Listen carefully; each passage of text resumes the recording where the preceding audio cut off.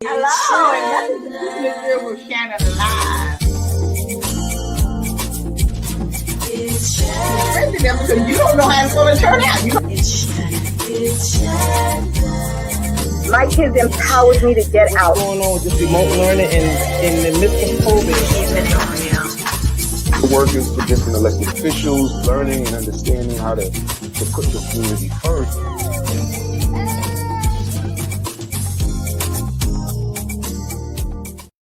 Hello, and welcome to the show tonight. Thank you so much for joining us.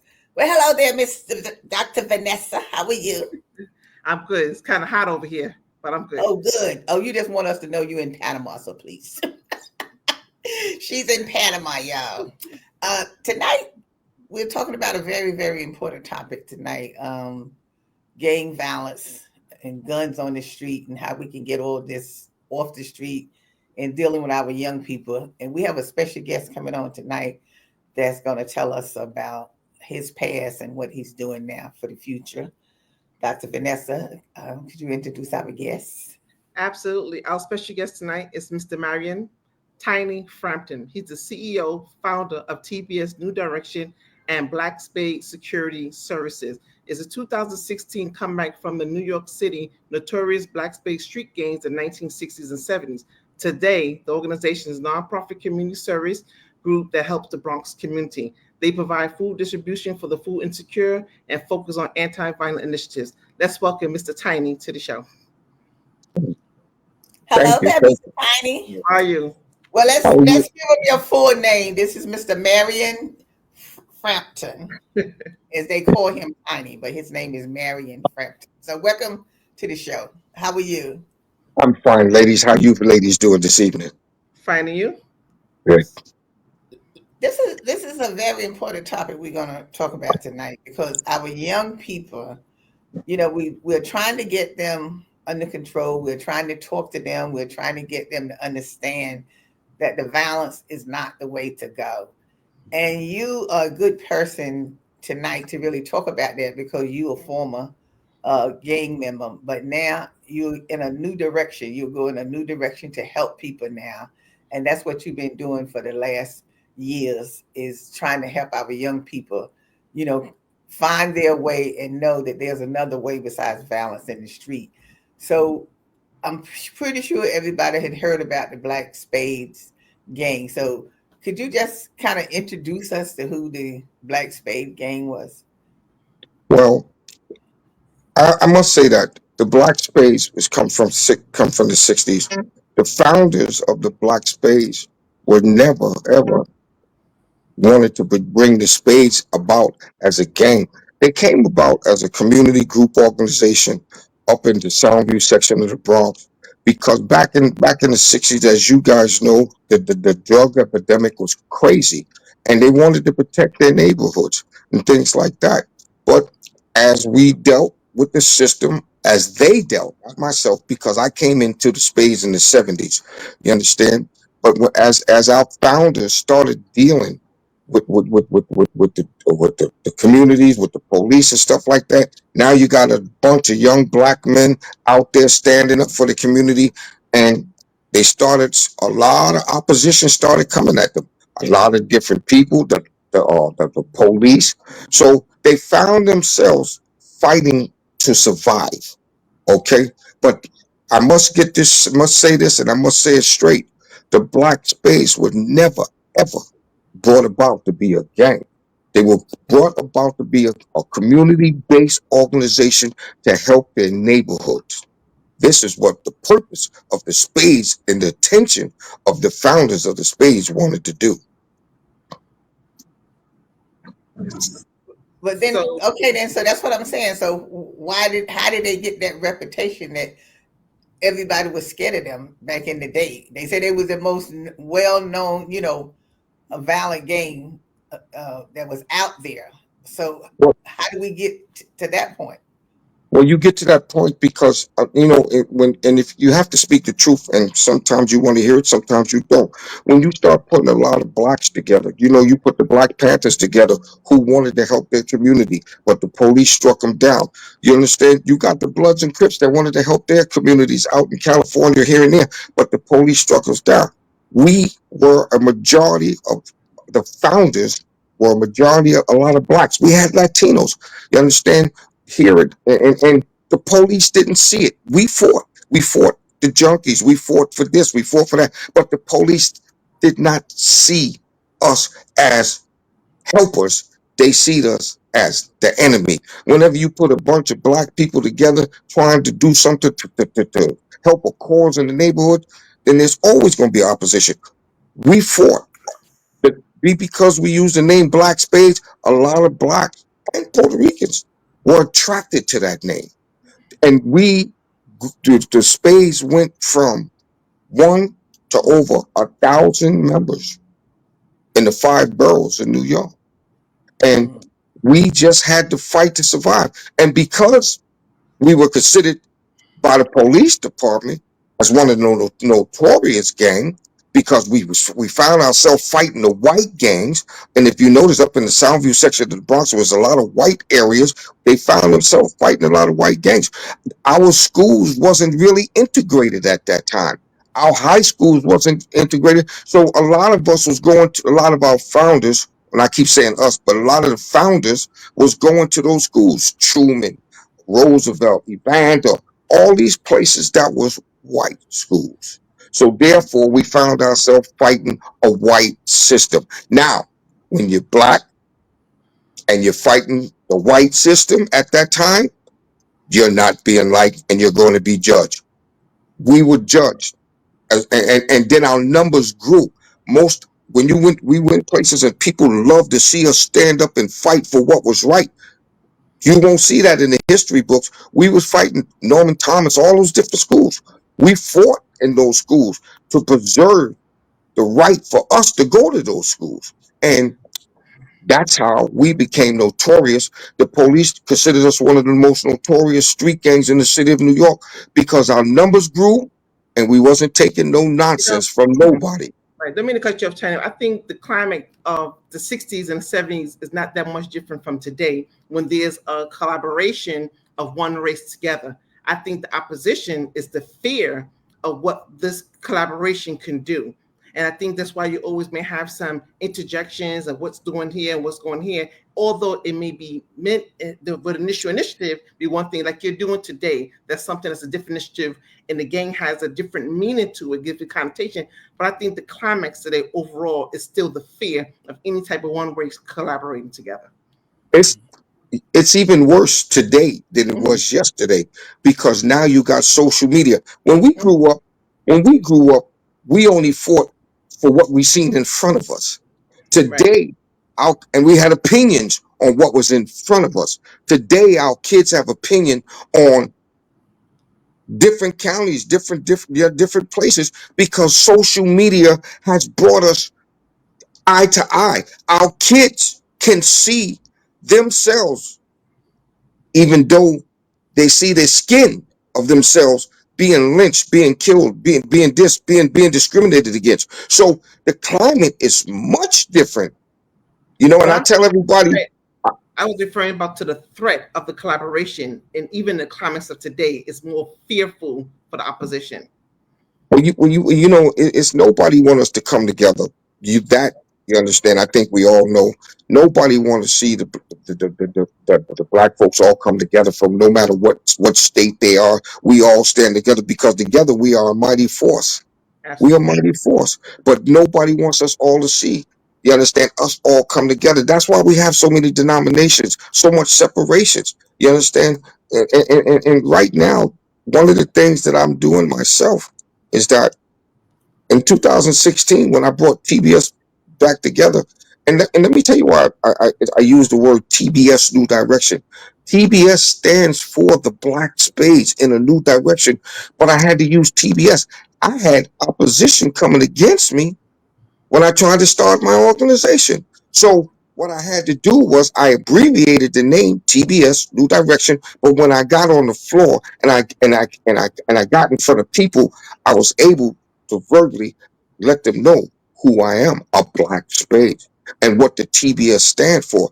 Because you would be surprised how many people did not want this organization to come about. Even today, I still have politicians that don't want to deal with us, but I So, still keep so, on thriving though. so Tiny, what in your opinion, since you've been out there a while and you have dealt with the situation and stuff, why do you feel that the young people feel that they have to join a game, you know, rather than go in a different direction of whatever? Like when you're talking to them, dealing with them, what is it now, today's time, that they feel like they need to be in a game? But I gotta express my time to this time, and our time. You understand? We were drafted. Some of us, some of us joined because it was we like what we seen before us before it became all madness. Today, the generation is different. We don't have anything. Before, I could go to when I was coming up, I could go to the after school study programs and stay out, and then after the nighttime center would close up, I go home. Today, the kids are right there in the projects, right there on the street. The first thing they see in the morning is the gangs. The last thing they see at night is the gangs. And sometimes, you understand, these gangs draft them. Sometimes they don't.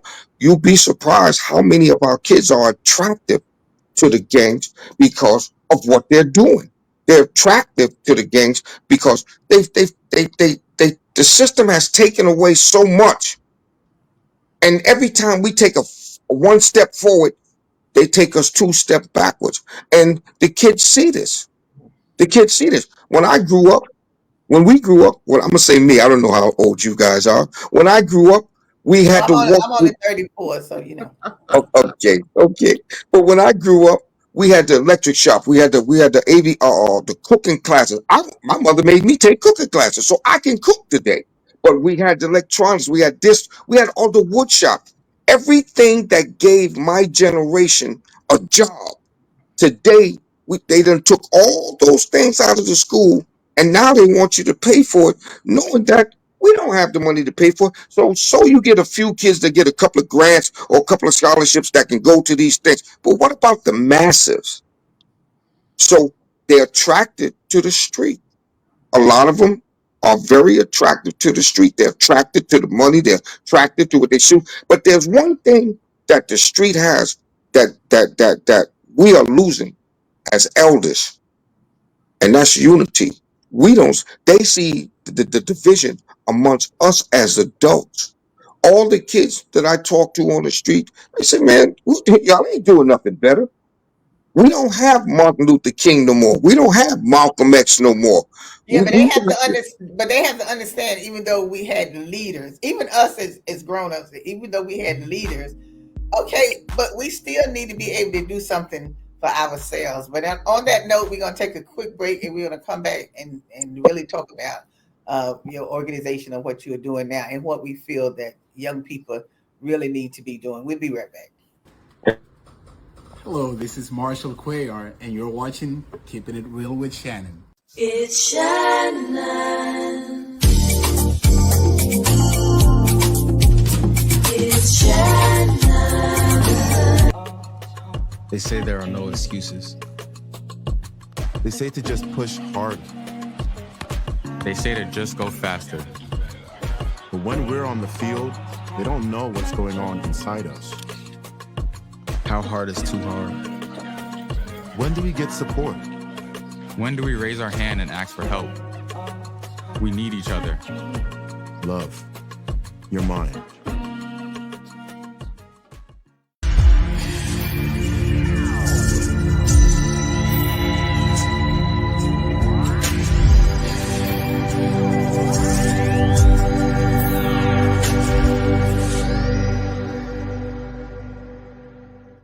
Hi, we're back, and thanks for joining us. We are talking to Mr. Marion Tiny Frampton from his organization TBS New Direction. So, Tiny, Tell us about your new direction that you are going now, and also what do you think we as adults need to be doing more with our children to prevent them from going in the wrong direction? Well, in 2006, I left the street at a very old age, and God spared my life. And when I came out the street, I was 57, 57. So I came out the street, I went back to school, I got my bachelor's degree, and I started TBS New Direction, and I started Black Spades Security Services. I started TBS New Direction is because one thing that I do know, in order for our kids to hear and do something different, then I believe that that they call the OG or the elders, we have to get out there and talk amongst our kids. So one of the programs that I started in 2016, 17 was public safety dinners. These public safety dinners brought clergy, police, politicians, gang members, former gang members together under one roof. And I must be host from 2017 to 2019 when the virus came about, we shut it down. But from 17 to 19, I must be did about 20, 30 different dinners. And because we have to talk to the kids, so we bring them to the table and we have a conversation. Because I have a slogan. The slogan is, "It takes a village." That village is everybody, whether we like them or not. That village is the police department.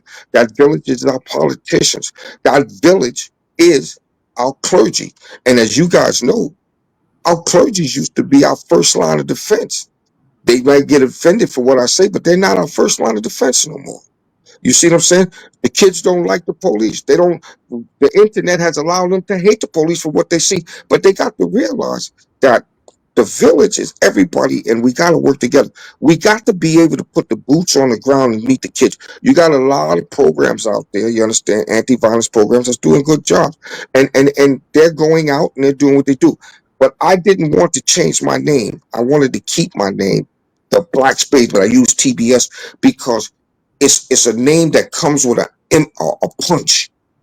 And there's not a elder out there old that haven't lived my time at my time that don't know who the Black Spades are from Brooklyn, Bronx, Queens, Manhattan, Staten Island. They know who the Black Spades are. So when they see me, I have done a lot of speaking.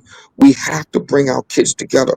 It's gonna be hard because Before you continue on, Tiny, the audience wants to know what took you so long to leave the streets. because well, I'm not gonna say I was ignorant because my mother never raised a fool, but I took so long because I did. I got involved with drugs. I went upstate.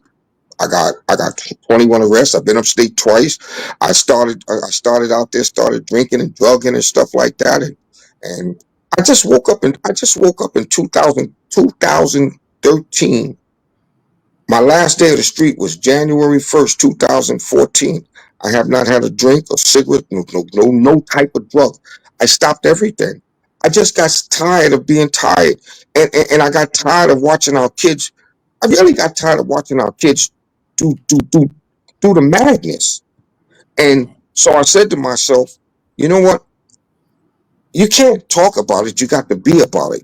You can't talk about problems. You got to talk about the problems and find solutions. So I decided I had a couple of people come to me when I started doing talking. They wanted to give me some names, the colorful names, but I told them no. I wanted to use the name Black Spades because the Black Spades, no matter what, we were notorious. There's not a place that I don't go in Bronx, Brooklyn, and Queens today that elders were a part of the spades.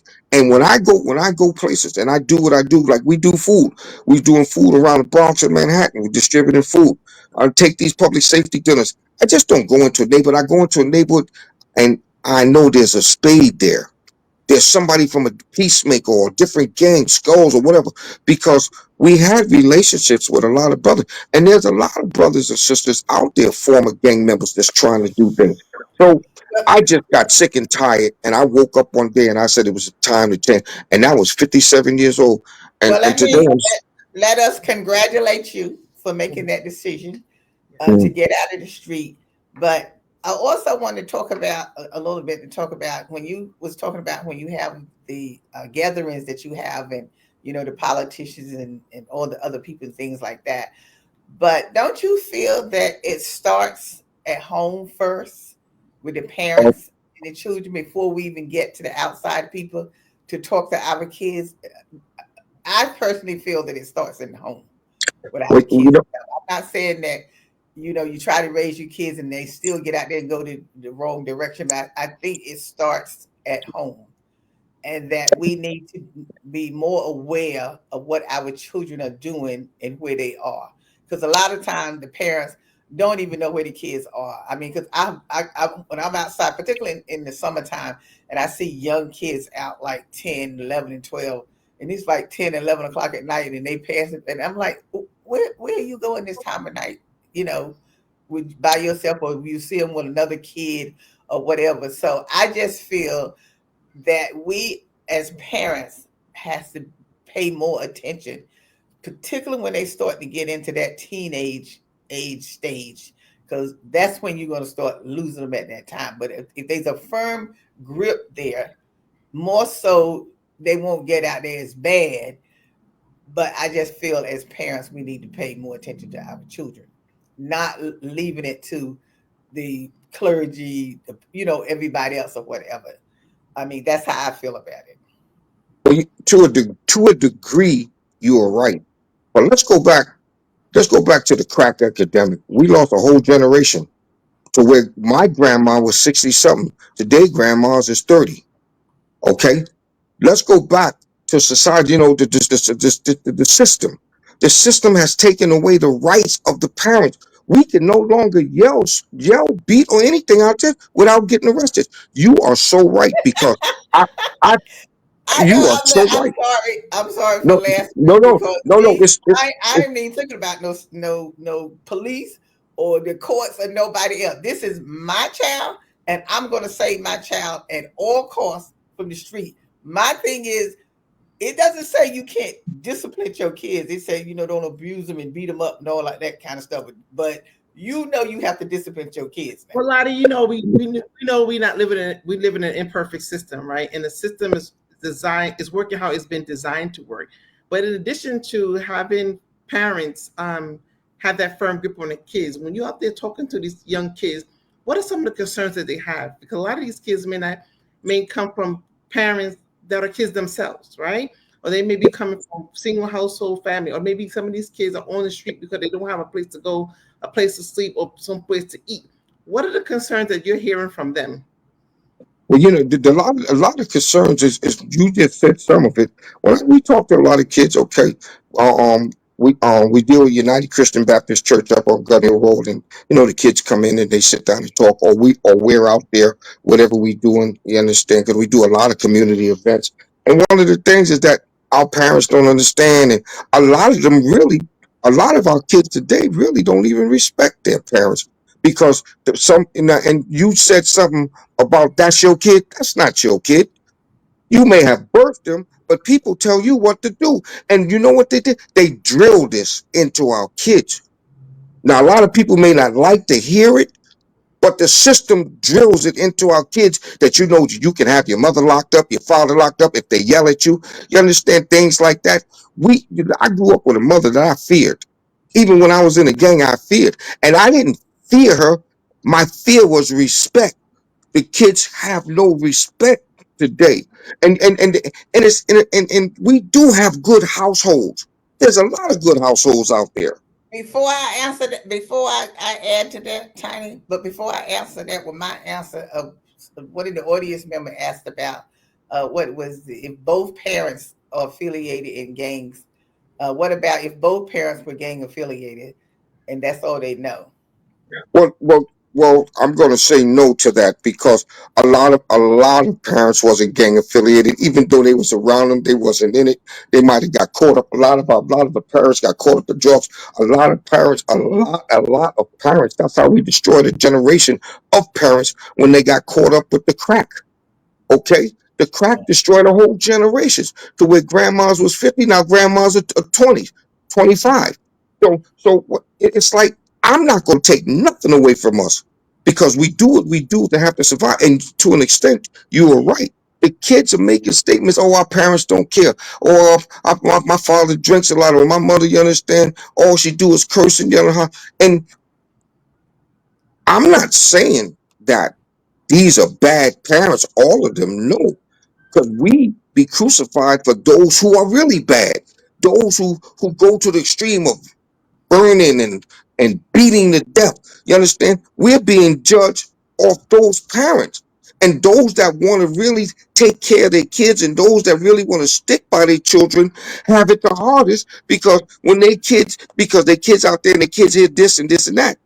This is why a lot of the kids join the gangs because it's like they don't see the structure of unity amongst the adults. They see and they don't know what structure and unity is really all about, but they see it on the street. But I'm going to say what I was going to say when I told you I'm going to give you my answer to Okay. that. And this just me. I know there's a lot of stuff that goes on. I know parents have to work. I know they work in 2 and 3 jobs or whatever. But as a parent, like I said, sometimes the kids get out of hand. It's true, but we as parents should not be afraid of our children to talk to them and say what we need to say to them because the kids nowadays, if you allow them to talk to you that way, because they'll talk to you just like they talking to their friend. But as a parent, you have to let that child know I'm the parent here. And it's not about beating up on the kid and all that kind of stuff. And we need to stop thinking that you can't discipline your kids because you're going to get arrested. My thing is, you want to arrest me, you come and arrest me. But trust me, I'm not going to be arrested for nothing. That's for sure. But Because you don't let your kids control you. I'm But out there working, putting clothes on your back and feeding you, and I'm worrying about you calling the police on me. I don't think so. I don't think so. and you know what Look, you know what so gotta wrap up this. You got a few more minutes? You have a few more minutes? yes I do. Tiny, you got a Yes few I more do. minutes? Yes. We're gonna come back for the after show because I want to finish this conversation with you, but we got to wrap up this part of the show at this point. So we want to thank you for coming on at this time, and we want to thank you for our audience for joining us at this time. Remember, you can see us every Saturday at 5:30 on Brick Arts Media, 2:30 on Manhattan Neighborhood Network, and every Tuesday here on Facebook and YouTube. So we want to thank you for joining us, and as always, we'll see you next time. Today's show is sponsored by Abu's Bakery. If you have a sweet tooth, stop by Abu's Bakery for some delicious cakes and pies. Would you like beautiful pictures for your home or your office? Then stop by Faith Art Gallery. They have a large selection of pictures from around the world. It's Shannon. It's Shannon. It's Shannon. It's Shannon. It's Shannon. Keeping it real.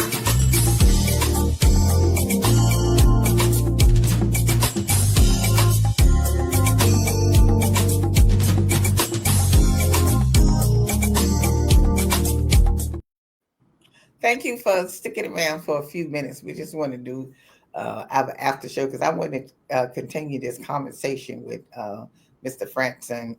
Is you still on, Mr. Frampton? Yes. As we say, tidy. Yes, ma'am. We was talking before about the discipline of the children, and the village, the parents, and as I said before, I feel as a parent, you should be able to discipline your kids. The Lord does not say that you can't discipline your kids. It says do not abuse your kids, beat them up and all that kind of stuff. If we don't get a handle on disciplining our children, I mean, it's already bad. I mean, the kids are killing their parents already. I mean, they're beating up their parents already. I mean, it's because the parents have allowed the kids to get totally out of hand like this. I mean, I've seen so many situations of the young people, teenagers, talking back to their parents. I've even seen the little kids, them little 6 and 7 years old, talking back to the parent. And when you don't get a hold on something like that, it just gets more out of hand. Because why should you be afraid of being arrested? But you know, Well, Lottie, I'll add to that before Tanya. And I know you're gonna say, "Oh, well, this is a different society. This is different. No, This, I'm this." not, no, No, not it's about the it. same society. No, it's not about it being a different society. The thing is, you have kids having kids. That's one thing, right? You have too many parents too busy trying to be their kid's friend, and then thank you.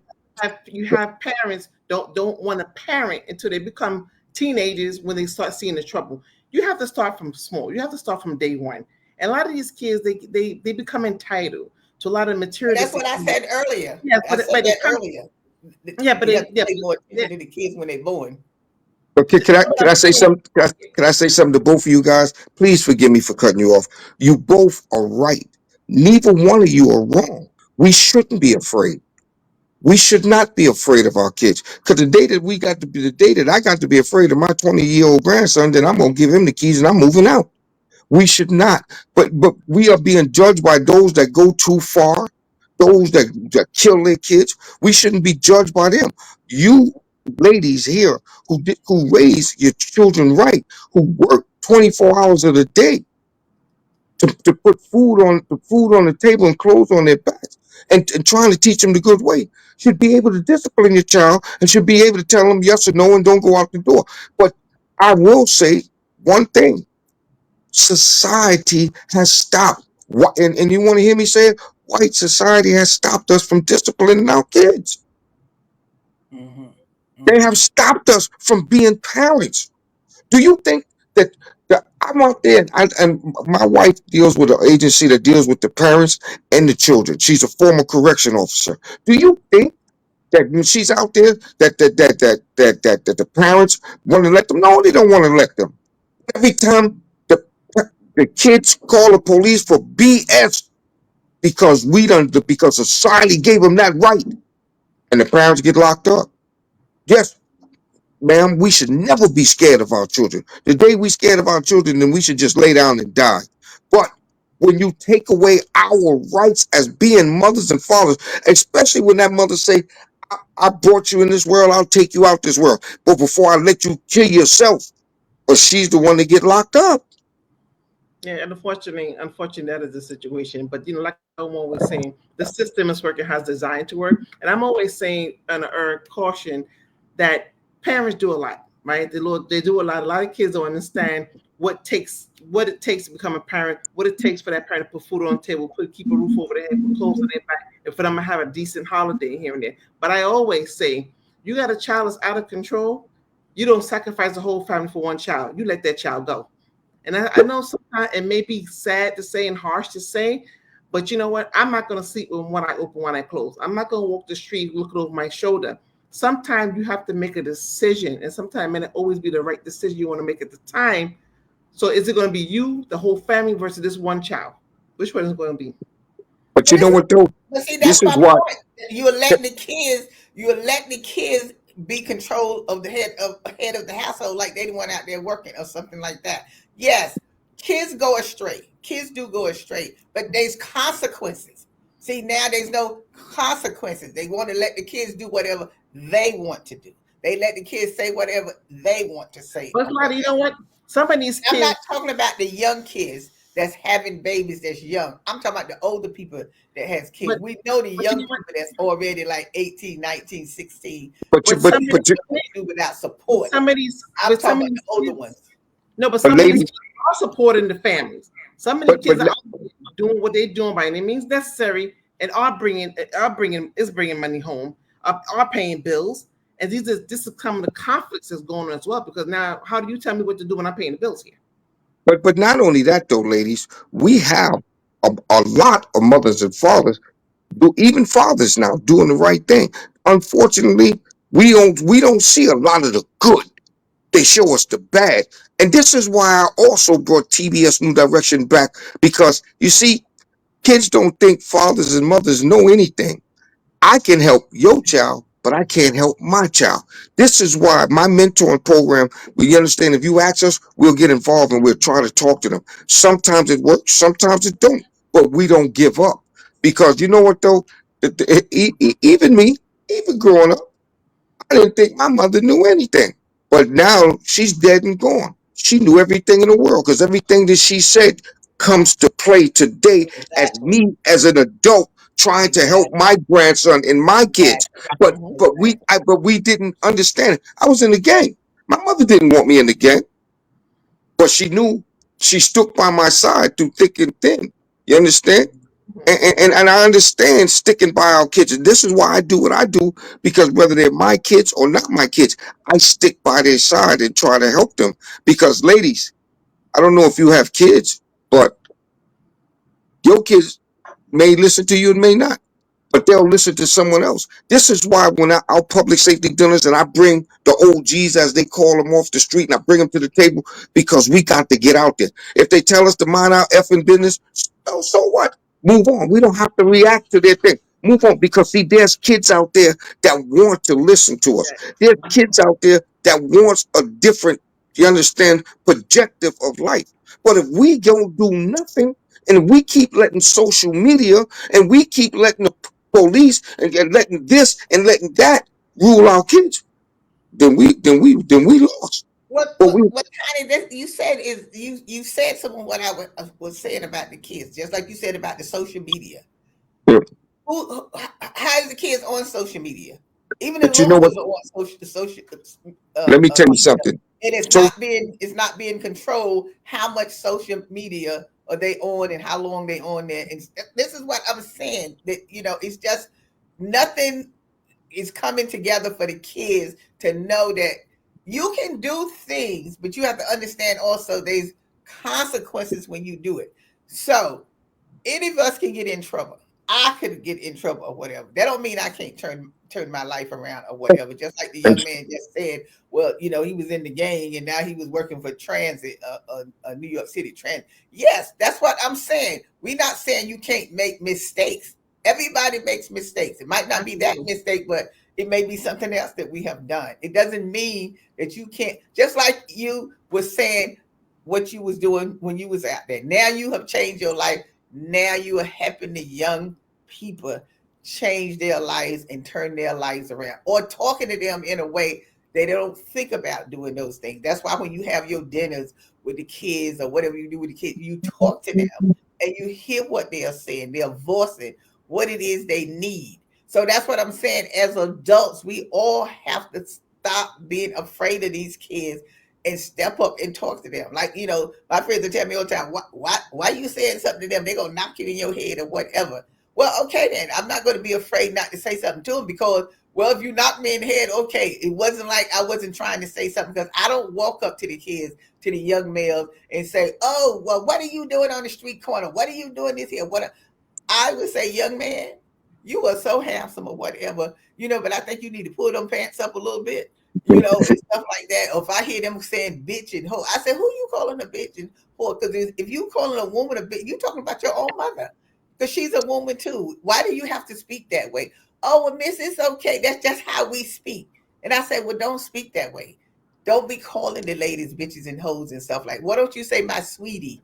Or something.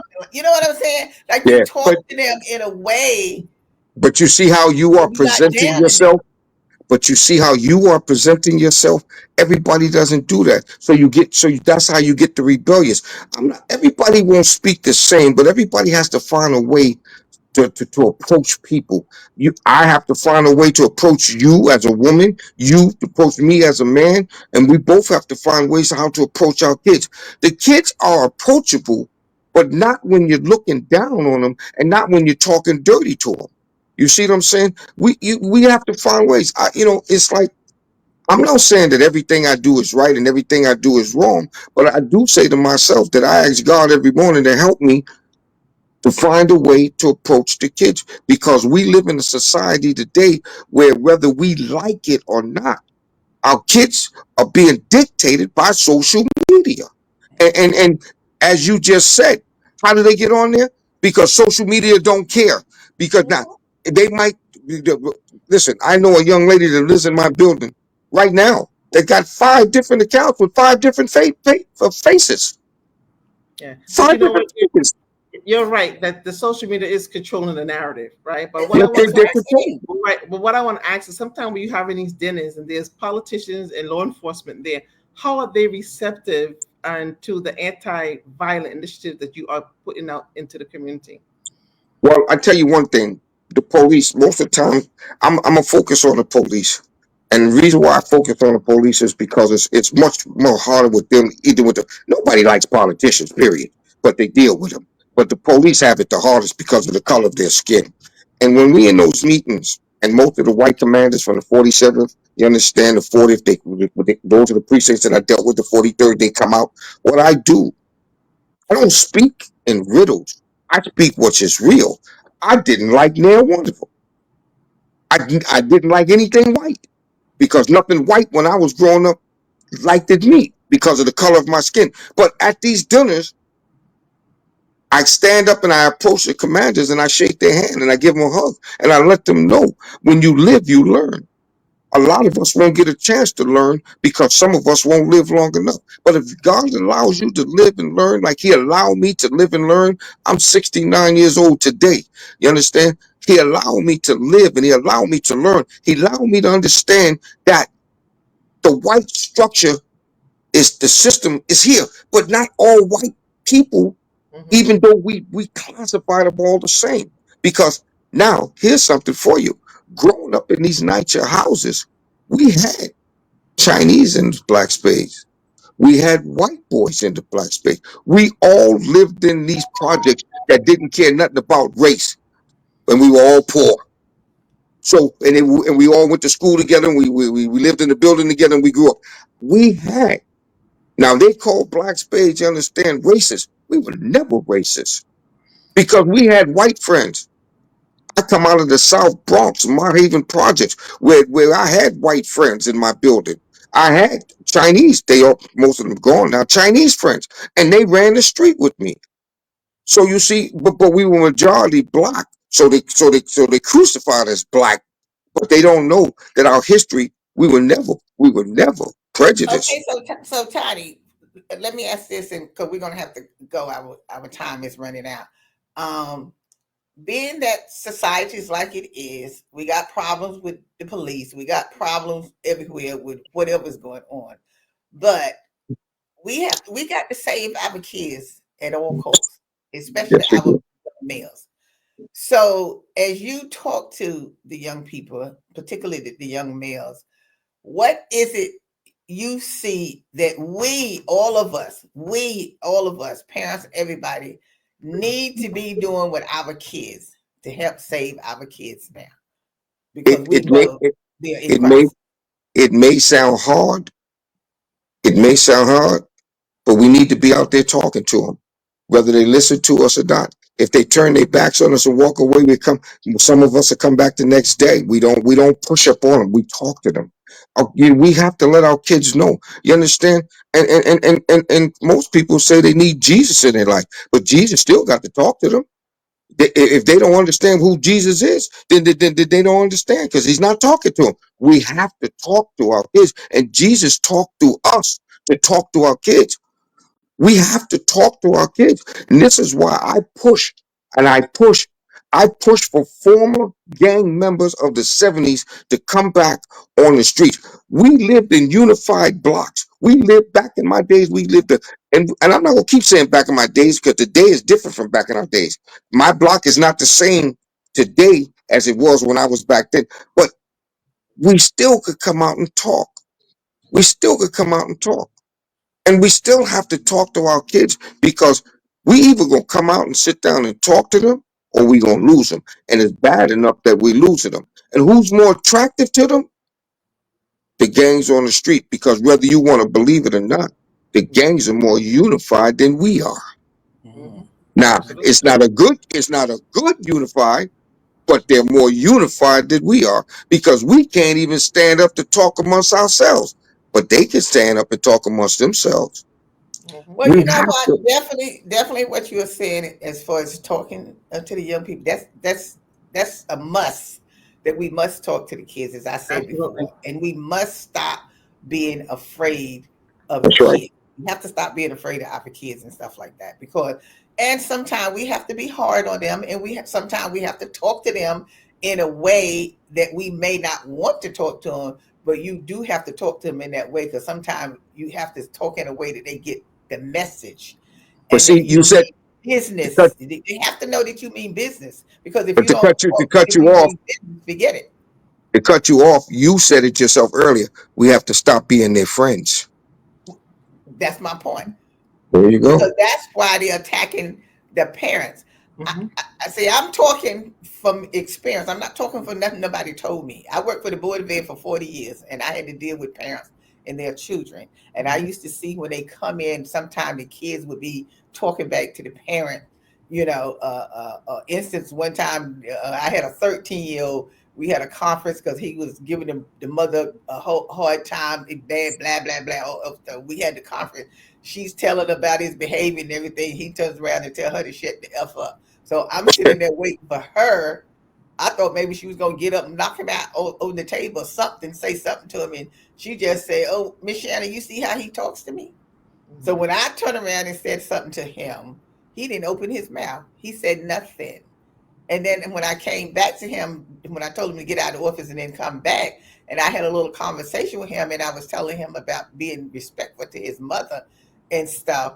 And I said to her, "How come he didn't say nothing back to me?" He didn't say nothing back to me when I told him, because I told him what I was going to do to him if he said something like his mother again, if he opened his mouth again to say something. So it's like I'm saying to her, you have to let him know you mean business, because he's going to be beating you up by the time he get 15 and 16. Yes, So you yes, just he will. let him talk to you that way. You can only If imagine you, when he was doing at home. When he but was doing at listen, home.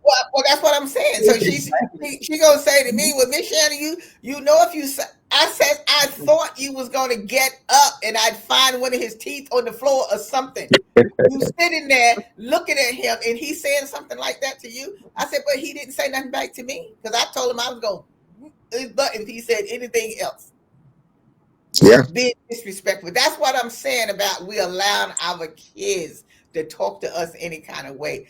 You afraid of the kid or whatever. So I'm just saying, I really thank you for taking the time, to come on and talk to us. And with your new program that you are doing is awesome. And we can get more involved, with helping you do some of the stuff that you're doing.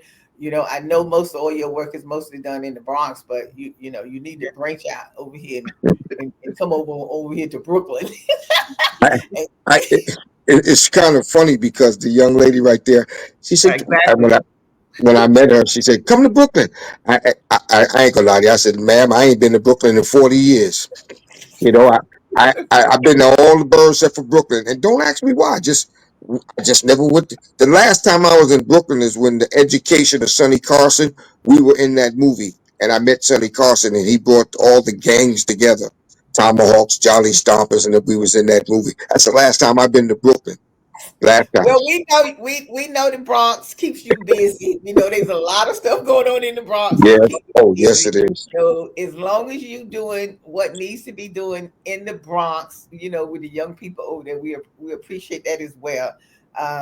Because we have people in Brooklyn also, working with the young people as well. And like we also with our Lives organization and stuff, we work with also with young people. We do workshops and stuff like that. I'm just saying, as parents, let's try to be more attentive to our kids, listen to them, talk to them, and let them know we mean business. I mean, they're gonna say things and do things, but hey, we have to let them know that we're the ones that's still in charge. And I know every home is not a good home, but let's just do the best that we can as Start from parents. But something. it's terrible as how we are losing and how fast we are losing our kids today. And like I said, especially our young males. So I appreciate Yep. anything that your organization is doing. If we can ever assist you or help you, you just let us know.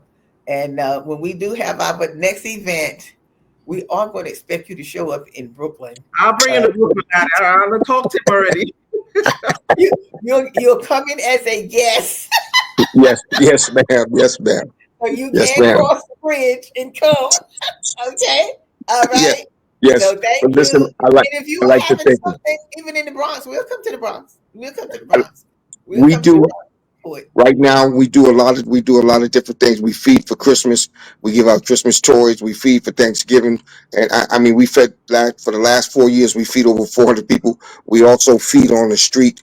The 11th of April, we're going to host our first Easter extravagance.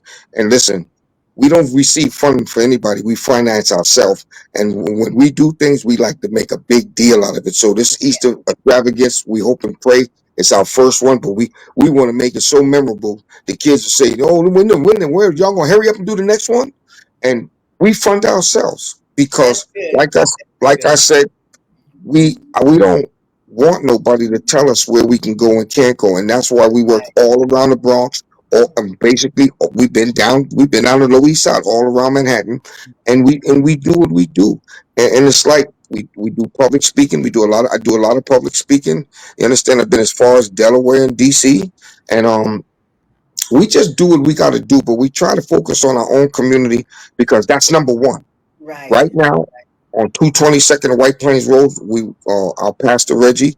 I'm also a deacon in training right now, and Oh, wonderful, yes, wonderful. Okay. and we focus on our community All because right. We this need that too. The everybody. young people need to hear that too. You need to be preaching to them as well. You need to be Y'all preaching to them listen.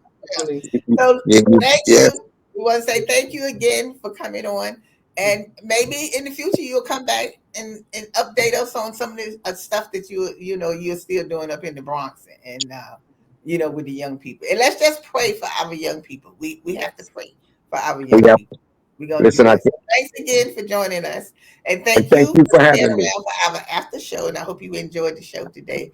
And as always, it's like I said, you can see us on a break on Saturday at 5:30, 2:30 on Manhattan Neighborhood Network, and Tuesday at 8 o'clock here every Tuesday. So thank you again for joining us. And as always, we'll see you next time. Thank